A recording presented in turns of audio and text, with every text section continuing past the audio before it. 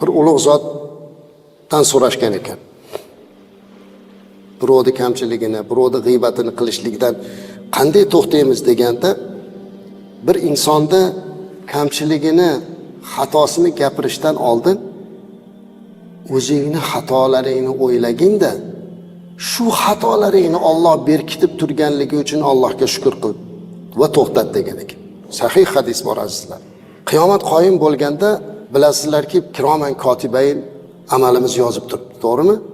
Qur'onda aytadi-ku, "Estaizu billah, fa amma man utiya kitabahu bi yaminihi fa yaqulu ha umqra'u kitabiya." Kimga o'ng qo'lidan kitobi berilsa, haligi odam olib turib qo'lini uddagi kitobini ko'tarib baqirib yurar ekan, "Ey, meni kitobimni ko'rib qo'yinglar" deb. Kimi qo'liga chap tomondan berilsa, berilmasa edi, "La muta kitabiya", kim shu kitob menga berilmasa deb dod deb qoladi deyapti. Mana shu kitob azizlar bizni hamma amalimizni yozyapti. Ehtimol bir paytlar buni aql sig'dira olmay qolgan bo'lishimiz mumkin. Aytaylik, bitta odam tug'ilib 70, 80, 100 yil yashasa, shuncha yil yozib yuradimi? Yoki bo'lmasa milliardlab odam alayhisalomdan qiyomatgacha keladigan odamlar qanaqa bo'lar ekan deb o'ylar edik. Hozir bilyapmizki, bitta fleshkaga dunyoda narsasini sig'dira olayotgan inson Alloh taolo uchun bu narsani saqlash hech narsa emas ekan. Qanday saqlaydi Alloh biladi. Qiyomatda o'sha daftar beriladi. Endi hadisda aytayaptilar. Bir bandani olib chiqar ekanda azizlar, Allohning mehribonchiligini, Allohning rahmatini qarang. Yig'laysiz inson. Yig'laysiz. Rasulimiz aytayaptilar. Bir bandani olib chiqib Alloh daftarini qo'li bilan o'tkazib, uni so'roq savol qilishdan oldin narigi insonlar bilan uni orasini parda to'sib qo'yar ekan. Sharmanda qilmaslikni qarang.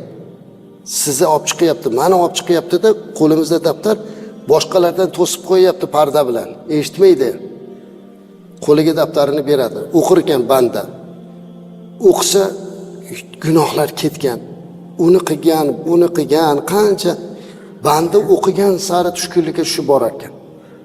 Alloh aytar ekanki, "Ya abdi, ey bandam, bu seni daftaringmi?" "Ha Robbim, meni daftar." "Mana maloikalarim buni yozganlar, senga zulm qilib tuhmat qilmaganmi? Shu hammasi bormi?" "Hammasi bor Alloh." Nima deydi endi? Tan oladi. Hammasi to'g'ri, hamma ishlarni shu gunohlarni men qilganman deb turar ekan banda, holimga voy. Holimga voy deb turar ekan. Mehribon Robbimiz, Parvardigor olam, rahmatli, bizga rahmatini keng qilgan zot aytar ekan, "Ya abdi, ey bandam, shu qilgan gunohlaringni, shu nuqsonlaringni u dunyoda men odamlarga bildirganmanmi?" der ekan. "Ya Robbim, bildirmagansan. Men u dunyoda berkitgan narsani bu dunyodan berkitaman bandam" der ekan. Qarang. Siz bilan biz berkita olmayapmiz-ku.